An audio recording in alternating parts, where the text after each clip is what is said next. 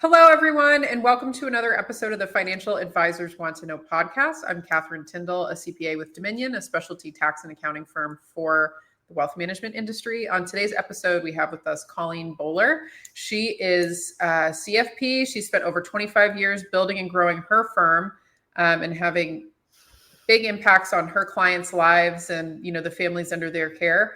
Now, using the wisdom that she gained over those 25 years, she has a new firm, C&J Innovations, where she helps other firms to, grow and scale and tackle the problems that come up in every practice when they go through, the life cycle that it is running a wealth management practice. So thanks for joining me today, Colleen. Oh, I'm happy to, Catherine. Good to see you. Yes. So we were talking a little bit in the pre-show about it can be tricky to build rapport quickly with anybody, especially for advisors. Like I've experienced this in the past, where I've experienced this from the tax professional side of, views on advisors, and like certain CPAs have certain views. So when we talk about the topic of, adding value in relationships, where's a good place for us to kind of set the conversation when it comes to advisors' ability to, add value in relationships quickly? I think in the beginning, most of us in starting the career, as you said, I made $14,000 the first year in business and then into seven figures when I sold my firm with $500 million of AUM. And in the beginning, I think I tried to do that by talking all about me and my experience, or really now that I know lack thereof. I gained a lot of confidence talking about us. And I believe the quicker that an advisor can transfer the conversation to asking questions and asking powerful questions about those prospects or about their clients, the quicker trust is built, because it's all about them. And we all know that very few people get to talk about them, right? So it is a wonderful way to build trust quickly, is to ask questions about them. So in terms of like a potential prospect relationship, where would you usually recommend kind of starting that conversation? For me, if I was having a meeting with you, I would say, Catherine, I'm so glad so-and-so introduced me to you. Before we get started, let me ask you a couple of questions about you and where you are right now and where you want to go into your future. Because no matter how smart I am or no matter what I know, your future is more important than any of that. So why don't we start there? I think it automatically puts a client at ease when it's starting to talk about them, just like you do with financial advisors. I mean, they've already checked you out, right? They've already checked you out. They know who you are. They've looked at your LinkedIn. They've looked at, videos, if you've done videos or whatever. So they want to know if you are invested in them or invested in what you're doing and how you're doing it. Does that make sense? Oh, yeah, absolutely. And I think what can be helpful here too, something that I've seen people use with a lot of success is, especially in those intro conversations, if it's like a Zoom meeting or just like a phone call, it's helpful to pre-think of, have like a script of the questions that you tend to ask. Because I know, and it's not that you have to be like, okay, question one, question two, but at least if you have that in your process of, okay, what are the things that I need to make sure that are aligned so that I know that once we start this process, or if I'm going to offer to do work, that I know it's going to be a good fit, that I know that they're going to get the transformation that they need. Because I think for a lot of people too, and I've experienced this, internally with our own firm, is that you talk to people, but you really have to start off with, okay, what's the pains they're experiencing? What are the problems that they're not aware of? Because a lot of times people will come to you because they have a specific pain that they're feeling or a specific problem that's pushing for it. But then there's a whole bunch of other stuff that they just can't even see underneath the surface. So how do you pull some of those things out so that they're aware of, like, have you had your estate planning updated? Like, just those kinds of things, getting all of that information out there and really getting a deep understanding of what is going on with them so that you can then back into on your side of, okay, is this person actually a good fit for what I've built? Is this person, am I actually going to be able to deliver a transformation here? Or, for whatever reason, is it not going to be a good fit? And getting those questions in the front end is really helpful. It's really helpful. And it is about pain. It is about things that they're going through, but it's also about the joy and where they want to go in their future. Oh, absolutely. I think, in the financial advising world, they are called disturbing tracks, about disturbing people. And, people are already disturbed. They already are. So asking them, the estate planning question is important because it is like, does somebody know where all your passwords are, right? It is caring about if something happened to you. Same thing with the estate documents, or when the last time was, and the different things with their kids and what's important to them, right? It is about their future. I think we as advisors come in and think that we have the idea of what their future should look like. And the more they can tell us, we can work in partnership. It is about creating a partnership, a financial advisor creating a partnership with a prospect or client. And even if that prospect is not a right fit, it's still leaving them in a better place than where they started. Yeah, absolutely. And something else that's a part of my process that I've really liked is, I'm a big advocate for personality types, personality typing, and anybody who's in professional services learns this over time, that people process different information differently. Like different people can process information very differently, like what they focus on, what they care about, what the stumbling blocks are, what the assurance is, like what they need to hear is going to be very different depending on who that person is. And it's funny in my world because, everybody's got to file a tax return, right? Like it's the same output, but it's more just the context around, well, like, what does that really mean for that person? And like, when you're speaking of, talking about the goals and the joys and the good things, for a lot of personality types, like they want to gloss over the bad. They just want to know that the bad is going to get taken care of. They want to know that the paperwork's getting filed on time, and they don't want to think about beneficiary forms or things like that. Right. And then you get other people who are the worrywart types, who are, you kind of have to talk them through the doomsday scenarios of like, well, what's the worst case, of different things. And so I think it's helpful in that beginning process to get a sense of like, okay, well, who's actually on the other side of the table, and how are they looking at the same, information that I'm looking at, and how do I convey this to them to, give them assurance, get them what they need, move them forward in the way that they need to be moved forward based on them, not based on, me, or, this is how the firm does it kind of an attitude. Right. And I think what I have found with over 25 years of experience in the business is most couples take in information differently. Yeah. Most of them, right? And one of them is usually the quieter voice in the conversation. It is that stat, and I don't, it says 70%. What if it's only 25% of widows leave their current advisor after the death of their spouse?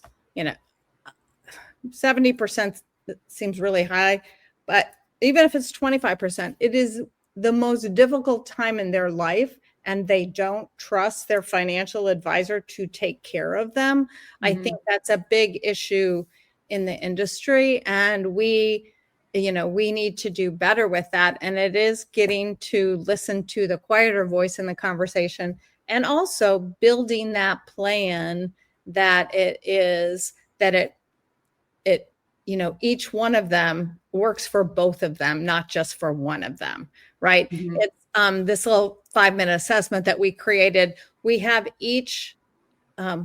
we coach the advisors to have each one of the couple take it themselves so that they can hear both people. So however the advisor sets it up in questions, they need to be able to make sure they listen to the quieter voice. I even remember saying, okay, here's the question. I know you're going to jump in first, but you are going to keep your mouth shut today right now. And she's going to jump in, or he's going to jump in first, and then we're going to bring you in. Mm-hmm. Right? We want to hear both of you because one of them tends to dominate. Yeah, no, it's true. I've experienced that too in my career. Of the one of them is the designated money one. I'm the one that handles the money, and then the other one is the designated, I'll deal with it when I have to deal with it. That's pretty common setup. But yeah, that really doesn't work long term. It doesn't work. Well, it works with the divide and conquer because all of us are so busy.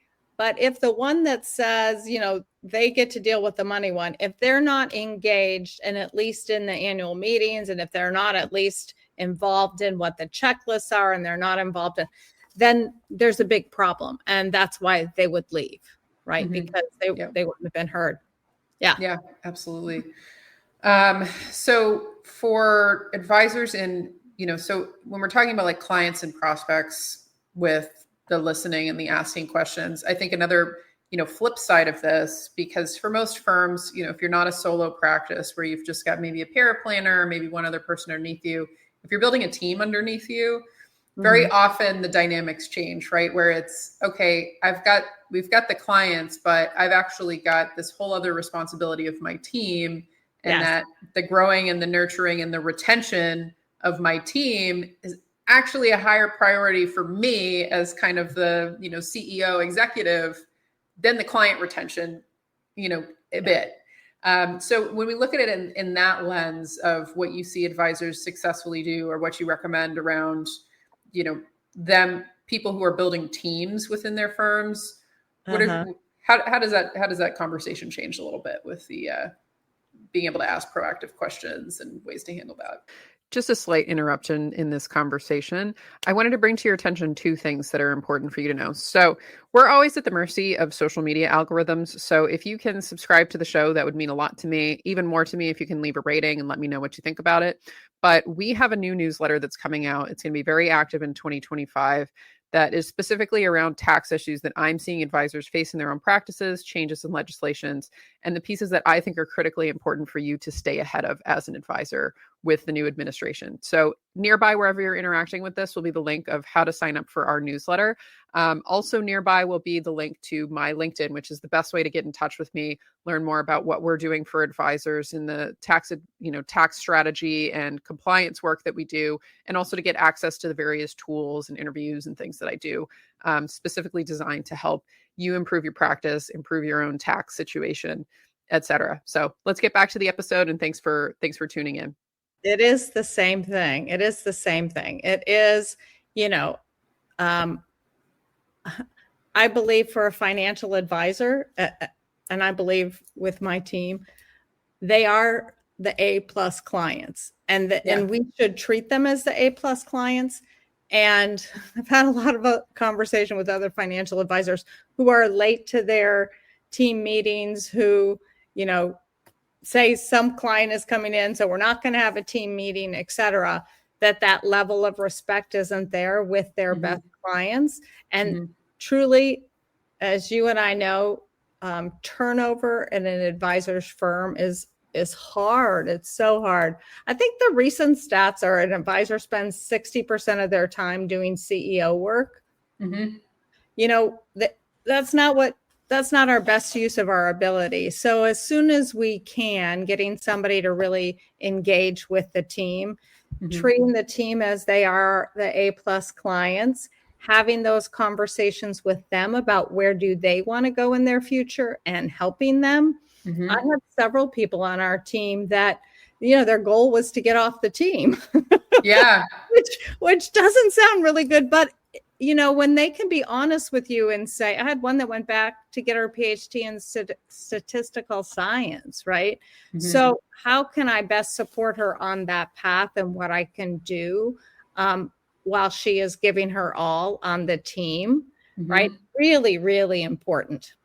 Yeah, absolutely. And it's a fundamental mindset shift that I think a lot of people, they're just not aware of it until you get into those bigger structures of realizing like, oh, these team members are my A+ clients. Like it really is how I have to treat this, and really reverse engineer how I'm leading so that they can be successful and that I'm providing them the transformation that they need. That we've built an environment where they have certain pain points, they have certain needs. We need to make it, an ecosystem where the client's pain points are being served, but then the team members are also getting that same transformation. Otherwise, I see this so often in my industry, but people get burnt out, frustrated, always dealing with fires, always dealing with, they're always the last person to be accounted for. And so by switching that kind of a mindset, it makes a huge difference. Huge difference. I had a client that I found out was not kind to my team members,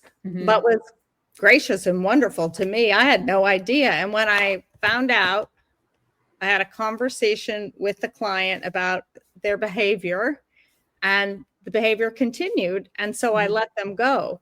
And they had like $10 million with us. And they're like, you can't. Yeah, yes, I can. Yeah. And it was the best morale boost for our team, because, saying that they're your A+ client is one thing, treating them, and they always say they watch our feet, not what we say. Our kids watch our feet, our clients watch our feet, our team watches our feet, right? What we say is great, but that doesn't prove anything. Yeah, absolutely. No, it's so true. So to talk a little bit about the kind of the process that you take with firms, and just for firms who are interested in maybe having a more structural ability to do this, what's the general process that you take with firms, Colleen?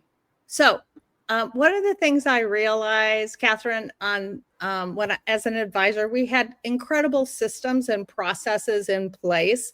The Four Seasons says systematize the predictable so you can humanize the exceptional, right? So we had that in all of our CRM and our e-money and all the different financial stuff, but there was nothing on the human side that was a repeatable, proven process that could be used. And so when I sold my firm in 2020, that's what I created with Jeannie Hurlbert, who is a PhD and a specialist in assessment. Not my specialist, definitely hers. So quick 5-minute assessment that prospects take and clients take in their annual review process about mindsets, about things that they are concerned about, where they are now and where they want to be in their future. 5 minutes, they walk in having a different conversation instead of about what was my return on investment. It's mostly about, oh, I scored a 2 and she wants to be a 10, on the different things of health and wellness. It's not anything about their money, right? The other thing is, we talked about this earlier, it really helps us see whether or not it's a right fit client. For me and for the advisors we work with.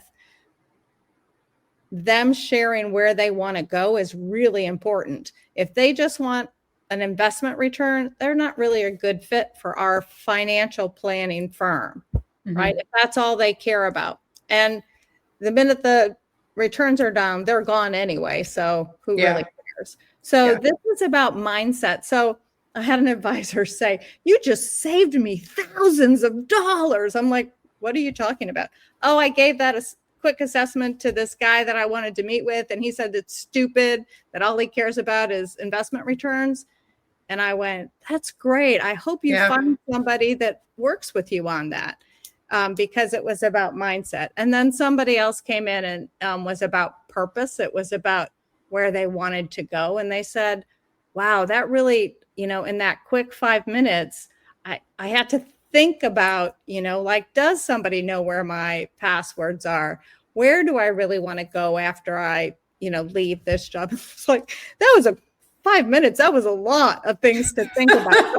Yeah. They came in talking about that instead of, here's my portfolio. And it's a great thing to add into the beginning of the annual review. debt, because those things change. Our health changes. That's one of the things.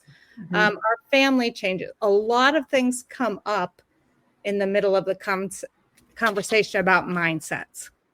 Yeah, absolutely. And that's such a good point with that one case of, basically the advisor where they got pushback on doing something like that from a prospect. And then, oh, I just want a certain return. It's like, oh man, how much operational drag was that going to create for non-sustainable revenue? Because you've now got somebody that's just going to be shopping you all the time. And, really you're going to use like high quality capacity where like you're not even going to be able to retain the revenue most likely, and probably going to be a drag on the team morale. Like that's great to find that out in 5 minutes on the front end. And it was a quick 5-minute call. I mean, great. I mean, so, that doesn't happen very often, but if it does, that's fine. Yeah, no, it's important. So for people who are interested in getting into your world, Colleen, what's the best way for them to connect? To connect with me on LinkedIn. Okay. So we'll post that link below. Yeah, on LinkedIn. They can go to C&J Innovations. That's great as well, but connect with me on LinkedIn. Perfect. And any final thoughts before we sign off today? No, Catherine, I love the work that you're doing. I love how you connect people. I love how your focus is with it, financial advisors, and really helping them. They spend so much time running the business. What you do really helps them take time back to their clients.